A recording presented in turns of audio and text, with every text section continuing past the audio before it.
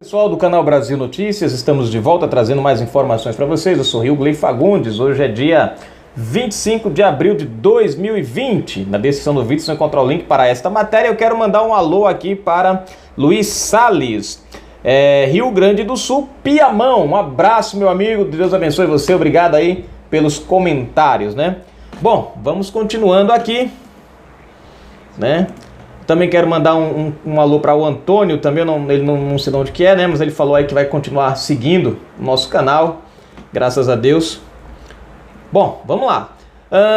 Gente, tem muitos oportunistas que estão se revelando neste momento. Vocês prestaram atenção que acabou o assunto de João Dória, acabou o assunto da pandemia, acabou o assunto do isolamento, do Covid-19? Será que vocês não estranharam um pouquinho essa mudança de ares, não? Né? Não pareceu uma coisa muito propícia? A crise lá gerada ali com Sérgio Moro ontem e o sumiço de todos esses outros assuntos que eram importantíssimos, o Covid-19, o povo tá morrendo, o mundo tá se acabando e de repente é como se não tivesse mais importância? Estranho, né? Bom, eis que aparece nesse meio, então, alguns camaradas conhecidos nossos. Nem sei nem como dizer, é melhor ir pra matéria. Se inscreve, comenta, compartilha daquele like maroto, aperta o sininho das notificações na descrição do vídeo. Tem conta bancária, aqueles que puderem e quiserem ajudar o canal, dá uma forcinha pra gente, a gente agradece. Vamos lá? Olha só essa. Na crise não faltam oportunistas e Gilmar quer posar de defensor do combate à corrupção. Vocês conseguem assimilar Gilmar Mendes defendendo corrupção? Vamos à matéria, né? Só lendo para crer. E nem assim. Nesse momento difícil de crise, importante não permitir que alguns não se sobressaiam por uso descarado do oportunismo. Agora vai aparecer muita gente santa, muita gente boa. É o que tenta fazer Gilmar Mendes na véspera do julgamento de uma eventual suspensão de Moro, na condenação do maior corrupto da história do Brasil. É bom lembrar, eu trouxe a matéria para vocês, né? Hoje é 25, hoje é 25, nós temos 2 processos moendo aí. Mas se eu não me engano, o do Triplex encerra dia 28, né? Hoje é 25, 26, daqui a 3 dias encerra o prazo, né, para cada ministro dar o seu voto eletrônico lá, né, sobre se suspende ou não o processo do Sérgio Moro na questão do Triplex. Se vence agora dia 28. Dia 27 agora começa outro processo também que é relacionado ao sítio de Atibaia. Então, mas esse não envolve o Moro, não. Porém, nesse momento, Gilmar Mendes agora, olha só, a luta do ex-juiz Sérgio Moro no combate à corrupção não poderá jamais ser esquecida e precisa sempre ser reverenciada. Bom, isso é um fato, gente, inegável, né? Apesar da atitude do Sérgio Moro ontem, algumas coisas estranhas que não faz parte do seu perfil, como a gente já discutiu isso aqui em alguns vídeos, mas o trabalho dele contra a corrupção, isso é um fato inegável, né? Não dá pra gente esquecer isso, não. Eis o que publicou Gilmar Mendes. Olha, se liga aqui. Olha só o que ele fala. Há muito critico a manipulação da justiça por meio da mídia e de outras instituições para projetos pessoais de poder. A criação de heróis e de falsos mitos. Opa! Isso não lembra alguma coisa? De falsos heróis, Sérgio Moro. Falsos mitos, Bolsonaro. Ó a alfinetada aí. Quando foi aqui? A criação de heróis e falsos mitos desenvolveu um ambiente de messianismo e intolerância. Autoritarismo judicial são ameaças irmãs à Constituição. Ora, eu acho interessante, o cara que solta todo tipo de político, o cara que solta todo tipo de criminoso diz que Sérgio Moro e o Bolsonaro que combateram a corrupção, que tentaram criar o pacote anticrime, que tentaram dificultar a vida dos bandidos, esses são uma ameaça à Constituição. Não dá para entender essa situação, não. O cara que solta bandido não é uma ameaça. Os que prendem são ameaça. Continuando. E na sequência publicou isso, olha só. O combate à corrupção exige a ação de milhares de agentes públicos e o respeito à lei e não a Opa, eu li errado, ó. Eu vou ler de novo. O combate à corrupção exige a ação de milhares de agentes públicos e o respeito à lei e não a atuação isolada de uma pessoa. Aprendamos não a solução democrática fora a virtude política, que a história recente nos reserve um reencontro com o Estado de Direito. Percebem a intenção? Ó, eu gostei. Atuação isolada de uma pessoa. Ó, ele coloca assim: o combate à corrupção exige a ação de milhares de agentes públicos e o respeito à lei, e não a atuação isolada de uma pessoa. Aqui ele tenta se referir ao Bolsonaro na questão de Bolsonaro, na questão da PF. Só que aqui tem um detalhe. Ele isoladamente tem soltado vários bandidos.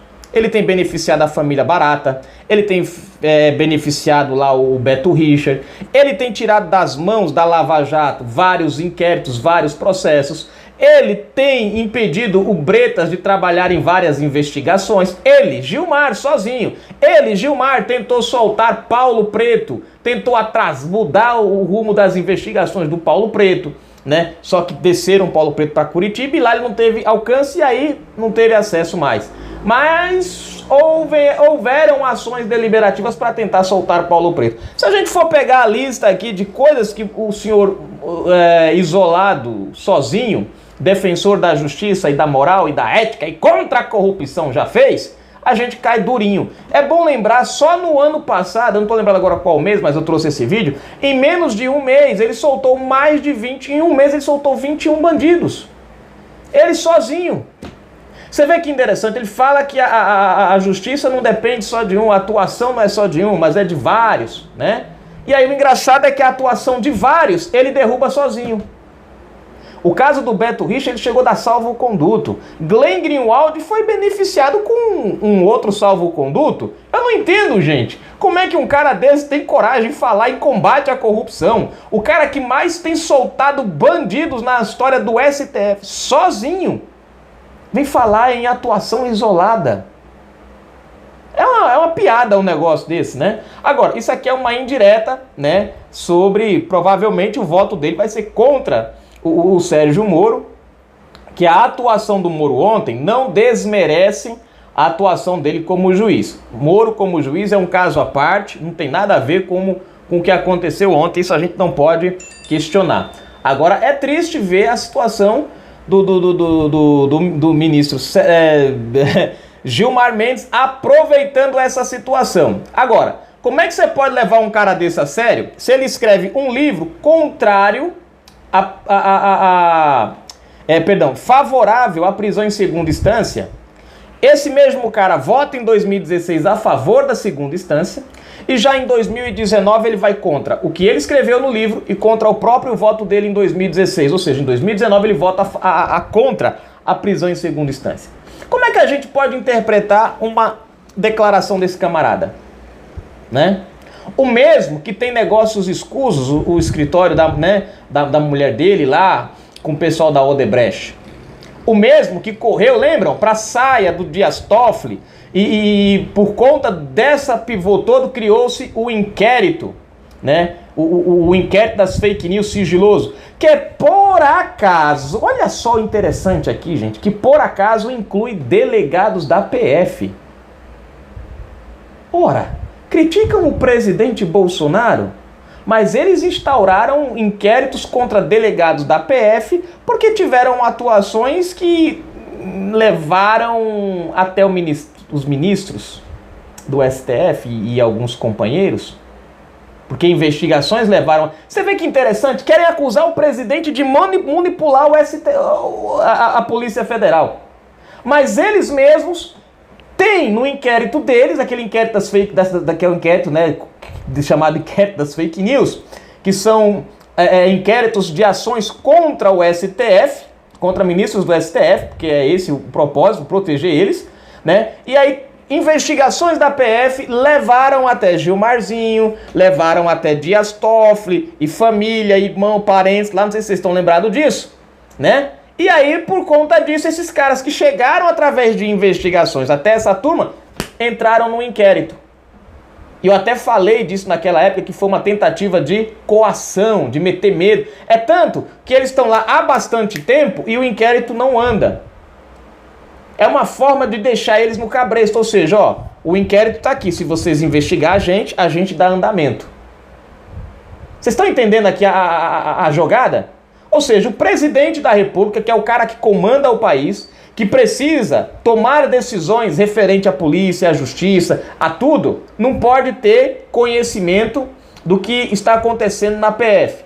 Mas porque segundo a pilantrofia, Bolsonaro vai, como é que se diz? Quer controlar, né? Agora, os caras têm inquéritos de delegados parados lá, que chegaram até o escalão, que as investigações deles levaram até o escalão do STF, nem botam pra frente pra condenar ou absolver os caras de uma vez, nem cancelam o processo e mantém lá. Ou seja, isso é ou não é uma clara tentativa de coagir a Polícia Federal? Você vê, por exemplo, os caras da Receita, que chegaram até aquela questão lá, que fizeram a triagem e chegaram até o Gilmar Mendes. Os caras foram afastados dos cargos, quer dizer, o cara que está investigando acaba sendo processado por investigar, ou seja, o cara é processado por fazer o trabalho dele. Tudo isso no STF. E aí fica a grande pergunta agora, né? Essa frase do Gilmar Mendes, esses textos do Gilmar Mendes, tá baseado em quê? Porque ele fala, eu sempre fui contra, eu sempre lutei. Eu vou até ler de novo aqui, deixa eu ver onde está aqui, peraí. Deixa eu ver.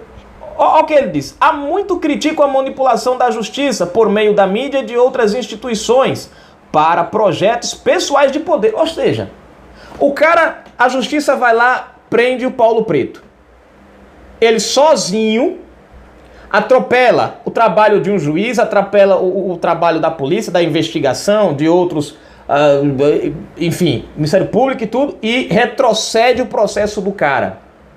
Justamente quando o cara já estava no momento diz assim, sai a condenação, aí ele vem e fala, não, o processo vai voltar para a fase de, como é que chama, gente? Eu esqueci agora, né? Mas é quando volta para aquela fase de tudo de novo, de começar a provar de novo que ele é criminoso ou não, das testemunhas, blá, blá. Volta o processo para dar direito à defesa do cara. Só que o detalhe, o cara tá com 70 e poucos anos, e poucas semanas adiante, o processo ia prescrever por causa da idade. Meio estranho isso. Nós temos, por exemplo, o pessoal lá, o Beto Richard, junto com um monte de gente ali, família e tudo, foram presos, né? Pela questão lá da corrupção de lá. Vem ele e solta o cara, família e os afins, e ainda dá lá um salvo-conduto dizendo, não pode prender o cara. Não pode prender o cara. É estranho isso. Mas ele fala que acredita. Eu há muito critico a manipulação da justiça. Ora, se ele é o cara que mais tem feito isso dentro da justiça, se é o cara que tem mais atuado a favor da bandidagem, eu vou fazer uma pergunta para você que está aí assistindo o nosso vídeo. Coloque nos comentários uma liminar de Gilmar Mendes mantendo a prisão de alguém. Me mostre uma liminar de Gilmar Mendes mantendo a prisão de um político corrupto. De uma ação dele mandando prender um político corrupto. Pedindo investigação para um político corrupto. Tem? Como é que um cara desse pode falar que é defensor da corrupção, do combate à corrupção? O mesmo que junto com Alexandre de Moraes, Dias Toffoli, estão fechados naquele inquérito lá do sigiloso, que quem ataca lá o STF para lá dentro. Estão lembrados disso? Tá caladinho esse assunto, mas tá lá. Esse processo nunca acaba e nunca anda. Todo mundo cai lá dentro, mas ninguém sai. Por que ninguém sai? Para ficar coagido, é tipo do ameaça, ó. Você tá aqui, se você mostrar aí alguma coisa contra nós abre o verbo. Nós E outra, como são eles os investigadores, os acusadores e os juízes, tá aí, danou-se. A casa caiu. Quem cai ali tá lascado. Então, vejam só a prepotência do cara. Mas toca o barco pra frente. Vamos ver no que vai dar isso aí, né? A gente continua trazendo mais informações ao longo do dia para vocês. Canal Brasil Notícias, a gente volta a qualquer momento, né? Agora pensem nisso, né? Pense no paladino da justiça, Gilmar Mendes. Fiquei besta agora.